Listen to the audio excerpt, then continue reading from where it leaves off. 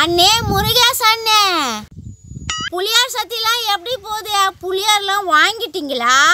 அட போமா, புளியார் சத்தி கும்பிட்றாங்க. போமா, ஒரே வெறுப்பாகுது. புளியார் சத்தியும் வேணாம், ஒன்றும் கும்பிட வேணாம். போமா. ஏன்னே இப்படி சலிச்சிக்கிறீங்க? என்னம்மா, வருஷம் நானும் புளியார் வாங்கி நல்லா தான் கும்பிட்டுட்டு வரேன். ஆனால் வாழ்க்கை தான் மாற்றமே இல்லையே. அன்னைக்கு இருந்த மாதிரி அப்படியே தான் இருக்குது வாழ்க்கை. ஒரு டெவலப்மெண்ட் இல்லை. இதில் என்ன புளியார் சத்தி கும்பிடுது? நேற்று புதுசாக ஊருக்கு வந்த பையெல்லாம் ஏதோ ஒரு விஷயத்த பண்ணுறேன், புழுக்குள்ள குருட்டு அதிர்ஷ்டத்தில் ஜெயிச்சு பெரிய ஆளாகிறானுங்க. 50,000 ரூபா 1 லட்சம் ரூபாய்க்கு புளியார் வாங்கி அந்த வீட்டு முன்னாடி வச்சுக்கினேன் ஒரே பந்தா பண்ணிருக்கிறானுங்க. வெற்றி மீது வெற்றி வந்து நம்மள சொல்லு. எப்ப பாரு ஒரு 50 ரூபாய்க்கு 100 ரூபாய்க்கு புளியார் வாங்குற அளவுக்கு தான் லைஃப்ல நம்ம லெவலே இருக்குது. இதுல என்ன புளியார் சத்தி வேற கும்பிடுத்து?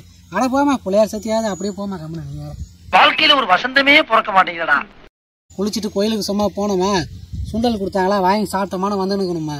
அதை விட்டு மெனக்கட்டு கும்பிடுத்துல ஒன்றும் கிடையாது. எந்த மாற்றம் ஆக போறதில்ல.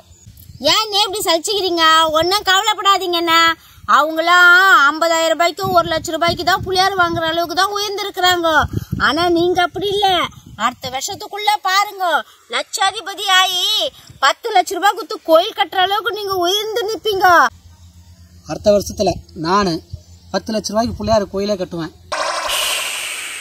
அதனால மனச ஒன்னையும் தளர விடாதீங்க.